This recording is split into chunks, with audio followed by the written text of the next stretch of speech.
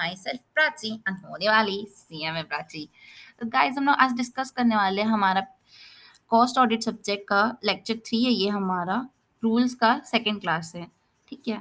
तो आज हम लोग रूल्स का अपन 5th वाला स्टार्ट करने वाले हैं। इसके पहले की वीडियोस अगर आपने अभी तक नहीं देखी है तो क्या कर रहे हो यार, जाओ देखो। और please don't forget to subscribe my channel, like, share, comment. और अगर आपको वीडियो बहुत ज़्यादा अच्छा लग रहा है ना तो प्लीज़ मुझे कमेंट में बताइए, मुझे नहीं पता चलता यार, प्लीज़ कमेंट करके बताइए, ठीक है। तो चलो स्टार्ट करते हैं आज की वीडियो, लेट्स गेट स्टार्टेड। ठीक है, तो रूल 5 जो है हमारा वो कितना प्यारा है यार, मेंटेन कैसे करते हैं, क्या करना है बता रहा है। ठीक है, तो अपन कैसे करेंगे, मंथली, क्वार्टरली, हाफ ईयरली, कैसे भी कर सकते हैं, जैसे मन में आ रहा है वैसे कर सकते हैं। ठीक है, एएस के हिसाब से, पर यूनिट के हिसाब से, कॉस्ट ऑफ सेल्स के हिसाब से, या फिर मार्जिन ऑफ ईच प्रोडक्ट के हिसाब से, कैसे भी कर सकते हैं। ठीक है, उसके बाद हम लोग एनेक्स क्या करेंगे, एनेक्स का मतलब क्या होता है, ऐड। क्या क्या ऐड करेंगे अपन, किस में ऐड करना है यार, रिपोर्ट में ऐड करेंगे, किसकी रिपोर्ट में, कॉस्ट ऑडिट की रिपोर्ट में। ठीक है, तो इसमें पार्ट ए डिस्कस किया जा रहा है जो कि मैन्युफैक्चरिंग और सर्विसेज दोनों के लिए है। ठीक है, तो पहला है कि हम लोग को कंपनी के बारे में पता होना चाहिए, और हम ऑडिट करने जा रहे हो, कंपनी के बारे में नहीं पता, ऐसे थोड़ी ना चलेगा। और कंपनी को हमारे बारे में पता होना चाहिए। ठीक है, फिर हमको अकाउंटिंग की पॉलिसीज पता होनी चाहिए, कौन सी पॉलिसी किस टाइप की फॉलो करती है कंपनी, और सारे प्रोडक्ट की पूरी अच्छे से डिटेल पता होनी चाहिए। ठीक है, उसके बाद फिर हम लोग नेक्स्ट है हमारा पार्ट बी। ठीक है, ये सिर्फ और सिर्फ मैन्युफैक्चर के लिए। ठीक है, तो इसमें हम लोग को क्वांटिटेटिव डिटेल चाहिए यार, क्योंकि ना हम लोग मैन्युफैक्चरिंग करने वाले हैं, क्वांटिटेटिव डिटेल्स नहीं रहेगी तो अपन कैसे करेंगे। ठीक है, छोटा वाला कॉस्ट स्टेटमेंट बना सकते हैं अपन एकदम, जो एक पेज में आ जाए, डुन डुन डुन डुन। ठीक है, और उसके फिर मटेरियल क्या कंजम्पशन हुआ इसका डिटेल देना ज़रूरी है, यूटिलिटीज़ का क्या डिटेल्स देना ज़रूरी है, और अगर हमारी कोई कंपनी एकदम स्पेसिफाइड है ना तो फिर उसका डिटेल देना है। जैसे कि माइनिंग कंपनी जो होती है ना वो एकदम अलग होती है, तो अगर तुम्हारी इंडस्ट्री भी अलग है तो हमें बताइए। किस में बताओगे यार, पार्ट बी में। कौन हो तुम, अगर मैन्युफैक्चरिंग हो तो। ठीक है, नेक्स्ट नेक्स्ट है हमारा पार्ट सी जो कि सर्विस सेक्टर के लिए, सर्विस के लिए। ठीक है, एस और सी एक जैसा होता है ना, तो ऐसा याद कर लेते हैं अपन। ठीक है, तो सर्विस सेक्टर में अपन ना क्वांटिटेटिव इन्फॉर्मेशन तो चाहिए, बट अपन को ना कैपेसिटी यूटिलाइजेशन के हिसाब से चाहिए। छोटू वाला स्टेटमेंट इसमें भी बनाना है, क्यों? अच्छा, ठीक है। फिर मटेरियल कंज्यूम, यूटिलिटी के बारे में पता होना चाहिए, और इंडस्ट्री स्पेसिफिक सेम है ये पॉइंट सारे। बस फर्स्ट वाला जो है वो थोड़ा अलग है, बाकी सेम ही है। ठीक है, इसमें एग्जाम्पल नहीं लिखा था मैंने, इसमें लिख दिया, तो सेम ही मान लो। ठीक है, फिर जो पार्ट डी है ना, पार्ट डी जो है वो दोनों के लिए है, दोनों के लिए। ठीक है, डी फॉर दोनों के लिए। ठीक है, तो इसमें क्या देखेंगे अपन, हम लोग का प्रॉफिटेबिलिटी स्टेटमेंट देखेंगे, रिकंसिलेशन स्टेटमेंट देखेंगे जो कि मेरा फेवरेट है। ठीक है, वैल्यूएडिशन देखेंगे, वैल्यूएडिशन के बारे में मैं आपको आगे बताऊंगी। Ratio analysis, related party transaction इसका मतलब। ठीक है, और किसके बारे में जानना है तुमको, रिकंसिलेशन ऑफ इनडायरेक्ट टैक्स है ना, इनडायरेक्ट टैक्स है ये। ठीक है, उसके बाद हम लोग को कुछ इंपॉर्टेंट पॉइंट डिस्कस करना है, जैसे कि अगर हम लोग कुछ एनेक्स कर रहे हैं ना तो वो सीएस का साइन होना चाहिए उसमें। अगर कोई वेरिएंस आता है ना तो फिर उसका रीजन जो है ना वो कॉस्ट ऑडिटर हमको देगा कि क्यों वेरिएंस आया है। ठीक है, 2 साल के में कोई डिफरेंस है तो वो क्यों डिफरेंस आ रहा है वो कॉस्ट ऑडिटर देगा हम लोग को। जो हम लोग प्रीवियस ईयर और इस साल में कंपैरिजन कर रहे हैं उनके बीच में 12 मंथ से ज़्यादा डिफरेंस नहीं हो सकता, मैक्सिमम 12 मंथ है। और नॉर्मल प्राइस का मतलब मैं आपको बताती हूँ, नॉर्मल प्राइस का मतलब होता है यार जिसमें ना एक सोल कंसिडरेशन होता है, प्राइस। जैसे कि अपन नॉर्मली कहीं खरीदने जाते कोई सामान तो उसमें जो प्राइस लिखे रहता है वो सोल कंसिडरेशन होता है, वो हमारा जान पहचान का नहीं होना चाहिए। ठीक है, क्योंकि जान पहचान वाले लोग कम रेट में दे देते हैं। ठीक है, इसीलिए फिर आगे बढ़ते हैं अपन। हम लोग को क्या फीस चार्ज करना पड़ेगा जब अपन सीआरए 2 और 4 भरेंगे। सीआरए 2 और 4 मैं आपको बता देती हूँ, मैं आपको पहले भी बता चुकी हूँ, मैं आपको एक और बार बता देती हूँ कि ये हम लोग गवर्नमेंट को देते हैं। ठीक है, हम नहीं देते, कंपनी देती है। ठीक है, और ये कौन सा फॉर्मेट में होता है, XBRL फॉर्मेट में होता है। ठीक है, और इसके बारे में मैं आपको आगे की वीडियोस में बताऊंगी कि XBRL आखिर होता क्या है। ठीक है, उसके बाद फिर इसका मैं आपको बता देती हूँ कि फीस क्या क्या। अगर आपका 1 लाख से कम है, ठीक है, तो फिर उसमें अपन को 200 रुपये लगेगा डॉक्यूमेंट्स में। ठीक है, एक डॉक्यूमेंट का 200 रुपये लगता है। 300 रुपये लगता है अगर 1 से 5 लाख तक के। तो ठीक है, मतलब 5 लाख, मतलब 1 से लेके 5 लाख, मतलब 5 लाख तो इसमें आएगा। ठीक है, मतलब ये 5, मतलब 4999 है, या वो ईजी हो जा करके मैं यहाँ पे 5 लाख लिख दी हूँ। ठीक है, मतलब 1 रुपये कम कर देना 5 लाख से, वो जितना होगा ना उतना का 300 रुपये भरना पड़ता है अपन को। ठीक है, इसमें 400 भरना पड़ता है, अगर 1 रुपये ज्यादा होगा ना तो तुमको सीधा सीधा सीधा सीधा सीधा कितना 400 रुपये भरना पड़ता है, ठीक है। और अगर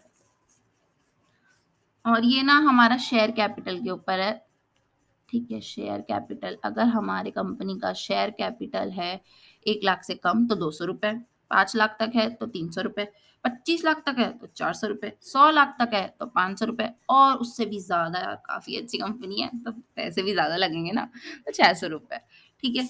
तो अपन इसको याद करते हैं फिर से। आप लोग भी अपने मन में बोलिए, मैं आपके लिए फिर से बोल देती हूँ। अगर हमारा शेयर कैपिटल जो है वो 1 लाख से कम है, तो आप छोटी मोटी कंपनी कितना लोगे यार हमसे, सिर्फ 200 रुपये, ठीक है। 5 लाख तक है, 5 लाख माइनस 1 रुपी, ठीक है। इसमें सब में आप रुपी 1 माइनस कर देना, ठीक है। तो 1 लाख से लेके 5 लाख तक है तो 300, 5 लाख से लेके 25 तक है तो 400, 25 से 100 तक है तो 500, और 100 से ज्यादा है तो 600। सब लैक्स है, ठीक है। आई होप आपको समझ में आया होगा, ठीक है।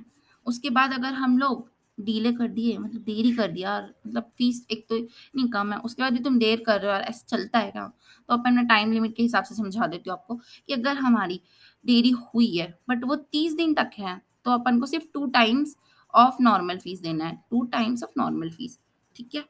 अगर हम 60 डेज तक लेट करते हैं तो 4 टाइम्स, अगर 90 डेज तक करते तो 6 टाइम। यार ज्यादा लेट मत करो, देखो कितनी फीस बढ़ गई, मतलब जितनी फीस है उसका सीधा सीधा 10%, 10 टाइम्स बढ़ जाएगा तुम्हारी फीस। फॉर एग्जाम्पल, मैं आपको एग्जाम्पल देके समझाती हूँ। अगर हमारे हमारा शेयर कैपिटल 50,000 है, तो अपन ये वाली कैटेगरी में आएंगे 200 वाली में, ठीक है। और अपन अगर समझ लो कि 100 डेज लेट कर दिए, मतलब हम इस कैटेगरी में आ गए, तो 10 गुना हो जाएगा। मतलब अगर अभी 200 लग रहा है तो सीधा सीधा 2000 तो तुम्हारा लेट फाइलिंग फीस लगेगा, ठीक है।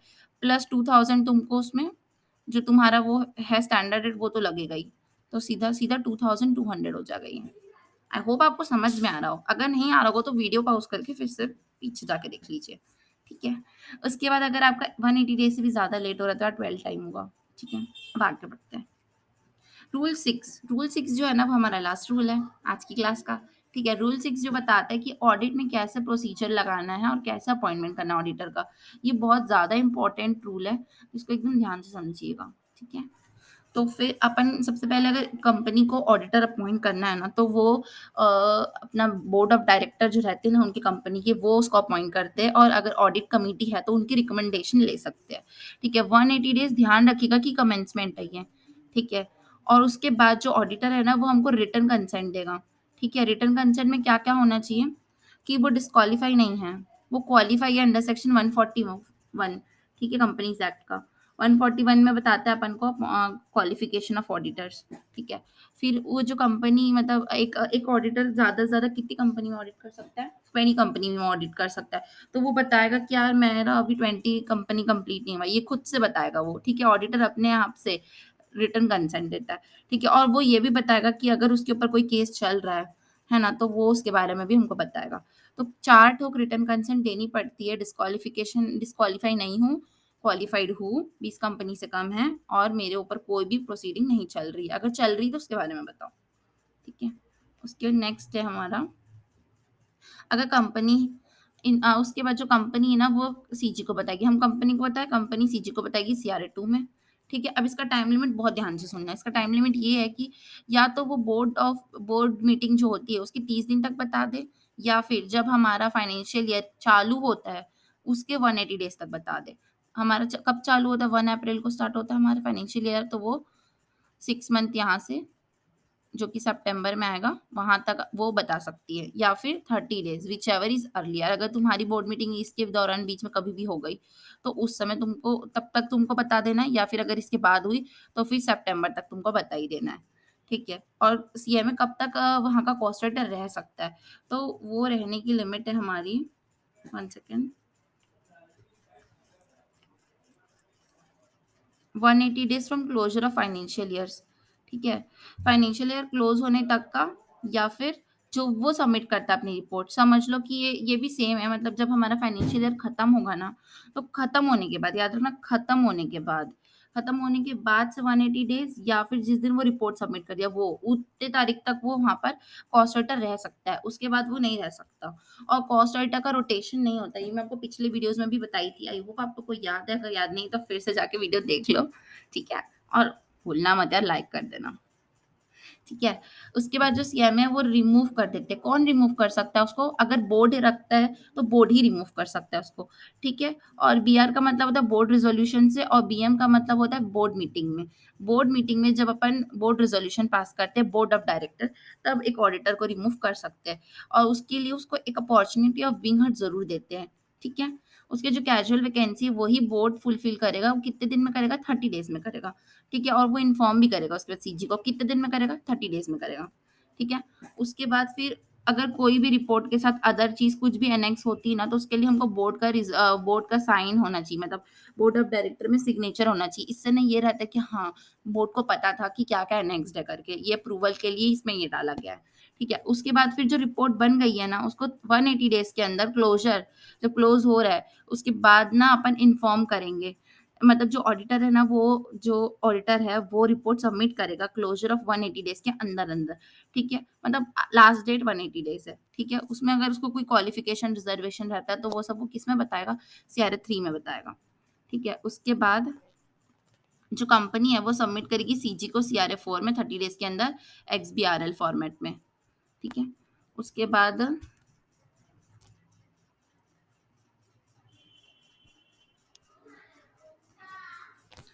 बाद जो सेक्शन 143 है ना हमारा, प्रोविजंस ऑफ कंपनीज एक्ट, जो बताता है पावर्स और ड्यूटीज ऑफ ऑडिटर, वो यहाँ पर भी अप्लाई होता है। मुंडाइटिस मुंडाइटिस का मतलब होता है सेम टू सेम, यहाँ पर भी एप्लीकेबल है वो। उसके बाद फिर हम लोग को बताना है कि क्या एक ऑडिटर की जगह हम 2 ऑडिटर, 3 ऑडिटर या उससे ज़्यादा रख सकते हैं। बिल्कुल रख सकता है, जितने मन चाहे उतने ऑडिटर रखो, पर सबका साइन चाहिए रिपोर्ट पे, ठीक है? और एक कंसोलिडेटेड रिपोर्ट भी बना सकते हैं अपन चाहे तो, ठीक है? और जो एक एक एक ना एक उसमें प्रिंसिपल ऑडिटर होना चाहिए, जो कि रिस्पॉन्सिबल रहेगा फाइलिंग का, जो सीआरए अपन सीआरए पढ़ रहे हैं उसमें जो फाइलिंग लगती है, तो वो उसके लिए रिस्पॉन्सिबल रहेगा कि हाँ, मैंने ये किया है करके, एक जन कोई भी।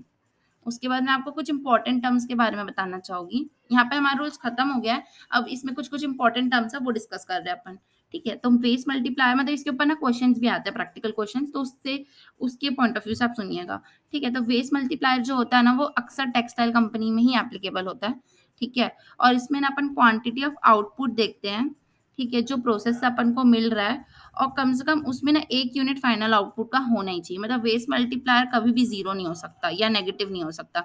1 तो कम से कम होगा ही वो, ठीक है? मतलब कितना भी इनपुट डालो, कम से कम 1 तो उसमें से आउटपुट निकलेगा, उसको अपन बोलते हैं वेस्ट मल्टीप्लायर, ठीक है? उसके बाद नेक्स्ट टर्म है हमारा कैपिटल एम्प्लॉयड का मतलब होता है कि टोटल अमाउंट जो कैपिटल हम लोग यूज़ कर रहे हैं अपने प्रोजेक्ट में, ठीक है? इसमें क्या-क्या इंक्लूड होगा? एसेट्स, इन्वेस्टमेंट्स और करंट एसेट्स। यार अभी तक सब्सक्राइब नहीं किया चैनल? कीजिए ना यार, बहुत मेहनत लगती है पीपीटी बनाने में। प्लीज़ थोड़ा-सा प्यार बरसाइए।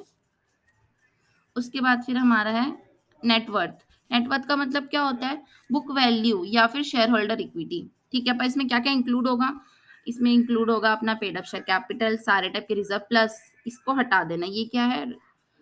रिवैल्यूएशन रिजर्व जो होता है ना, वो असली में कुछ होता नहीं, बस हमारे मन मन में रहता है कि यार हम लोग 5,000 का लैंड खरीदे थे 50 साल पहले, अब उसका 2 करोड़ का हो गया, तो चलो ना मैं 2 करोड़ का लिख देती हूँ बुक्स में। अभी आया क्या 2 करोड़ आपके पास? नहीं आया ना।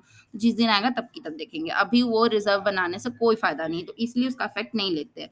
एसपीए का मतलब होता है security premium account, forfeited shares और सरप्लस, ये सबको आपको ऐड करना है, ऐड, ठीक है? अब माइनस क्या करोगे? माइनस करोगे एक्यूमुलेटेड लॉसेस कुछ है तो, डिफेंस एक्सपेंडिचर कुछ है तो, या फिर राइट बैक अप डेप्रिसिएशन का कुछ किया तो वो सबको आपको एक्सक्लूड करना है, मतलब माइनस करना है, ठीक है? फिर नेक्स्ट है हमारा नेट सेल्स। नेट सेल तो ईज़ी सा यार, ग्रॉस सेल्स को ही बोलते हैं कंपनी की। इसमें क्या-क्या नहीं इंक्लूड करोगे बहुत अच्छे से रखना। देखो सेल्स रिटर्न तो माइनस होता ही है ऐसे यूजुअली। कोई इनडायरेक्ट टैक्स है उसको माइनस कर देना, लोकल टैक्स को माइनस कर देना। सेल अगर अपन स्क्रैप को, कचरे को बेच के कुछ पैसे कमा लिए, ठीक है? तो उसको भी आपको क्या करना है? माइनस, ठीक है? पैकिंग चार्जेस, जैसे कि अपन अमेज़न से सामान बुक किए ₹200 का, ₹40 का वो लोग ले लेते हैं डिलीवरी चार्जेस, उसको मत ऐड कर देना, ठीक है? वो तो माइनस होगा। और कोई एबनॉर्मल इनकम है, कोई मतलब भूल चूक से अपनी कोई इनकम हो गई इधर-उधर से, तो उसको माइनस कर देना, ठीक है। उसके बाद फिर वैल्यू एडिशन बहुत ज़्यादा इंपॉर्टेंट टॉपिक है, इससे अक्सर क्वेश्चन आता है। ठीक है, तो ये बहुत ईज़ी है, मतलब अगर कोई इनपुट और आउटपुट के बीच का जो डिफरेंस है ना, वो वैल्यू एडिशन होता है। जैसे कि आप समझ लीजिए कि आपने रॉ मटेरियल खरीद के लाए, उसमें कुछ-कुछ प्रोसेसिंग की और फिर उसको बेच दिए, आउटपुट हो गया वो, ठीक है। तो उसमें जो तुम कुछ प्रोसेस की हो, तो उसमें कुछ तो एडिशनल चीज़ें हुई होगी ना उसमें, तो फिर वो जो एडिशनल चीज़ें हुई है, उसको अपन क्या बोलते हैं? वैल्यू एडिशन कहते हैं। ठीक है, इसमें क्या-क्या माइनस करते हैं अपन? टैक्सेस, डेप्रिसिएशन, सैलरी और इंटरेस्ट। बट दोस्तों एकदम ध्यान से सुनिएगा कि अपन जो इंटरेस्ट पार्ट है वर्किंग कैपिटल का, उसको डिडक्ट कर सकते हैं, मतलब उसको माइनस कर सकते हैं। ठीक है, अब ऐसा क्यों, पार्शियलिटी क्यों हो रही है, कोई सोचे तो यार वर्किंग कैपिटल को ज्यादा महत्व मिल रहा है, बाकी लोग क्या वैल्यू है, ऐसा वैसा। तो यार ऐसी बात नहीं, देखो वर्किंग कैपिटल जो रहता है ना, वो डायरेक्ट रिलेटेड टू प्रोडक्शन होता है, इसीलिए उसका जो इंटरेस्ट आता है उसको अपन यहाँ पे से डिडक्ट कर सकते हैं। ठीक है, बाकी जब बाकी चीजों को अपन को एक्सक्लूड करना है, मतलब उनको ध्यान नहीं देना है। ये भी देखो, ये सब भी खर्चे ही है एक तरीके से, बट इन खर्चों को ना अपन को ध्यान नहीं देना है जब अपन कैलकुलेट करेंगे। ठीक है, बट अपन ये वाले खर्चे को बिल्कुल ध्यान देके माइनस करना है, इसको अपन कह सकते हैं कि काउंट ही नहीं करेंगे। मतलब अगर वो है वो नहीं है, हमारे लिए सब सेम है। ठीक है, फिर आगे बढ़ते हैं अपन रेशियोज। तो रेशियो में क्या क्या है अपने पास? हमारे पास कैपिटल एम्प्लॉयड रेशियो है, जिसका फॉर्मूला होता है earning before interest after tax. मतलब अर्निंग जो अपन कमा रहे हैं इंटरेस्ट से पहले बट टैक्स के बाद, और उसको अपन डिवाइड करेंगे एवरेज कैपिटल एम्प्लॉयड से। ये हमको क्या सिखाता है? तो हमको ये बताता है कि हमारी जो कितनी एफिशिएंट है हमारा फाइनेंस। ठीक है, ये बताता है। उसके नेक्स्ट रेशियो है हमारा return on equity. Return on equity का मतलब होता है कि कितना रिटर्न अपन इक्विटी में कमा रहे हैं जब हमारा नेटवर्थ उससे डिवाइड करेंगे, मतलब नेटवर्थ के कंपैरिजन में अपन कितना इक्विटी हमारे में। ठीक है, तो ये कंपनी कितना, मतलब अगर मैं हिंदी में आपको बताऊं तो हिंदी में इसका ये मतलब होता है कि एक एक रुपए जो हम लगाए हैं उसके ऊपर हमको कितना रिटर्न मिल रहा है, उसको बोलते हैं अपन रिटर्न ऑन इक्विटी।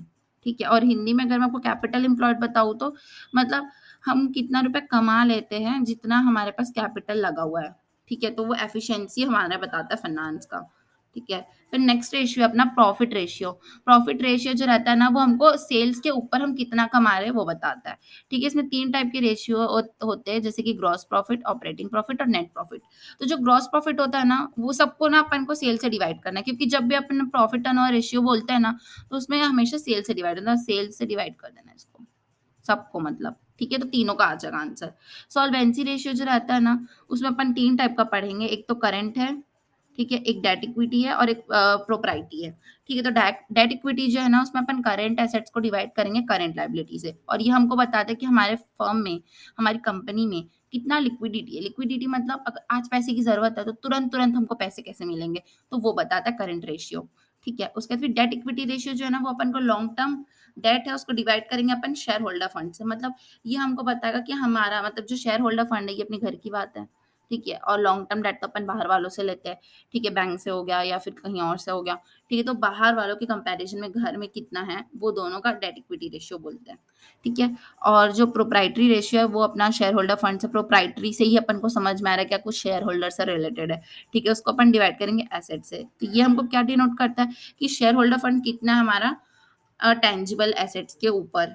ठीक है, उसके बाद फिर नेक्स्ट है हमारा टर्नओवर रेशियोज। ठीक है, टर्नओवर रेशियो जो होता है ना, वो हमेशा हायर द बेटर होता है, जितना ज्यादा होगा उतना अच्छा सारे। ठीक है, तो इसमें 3 है अपने। पहला है अपन नेट सेल से डिवाइड करेंगे फिक्स एसेट्स को। ठीक है, तो ये हमको क्या बताता है कि हमारा जो एसेट ट्रेड हो रहा है वो कितना ज्यादा है सेल्स के मुकाबले।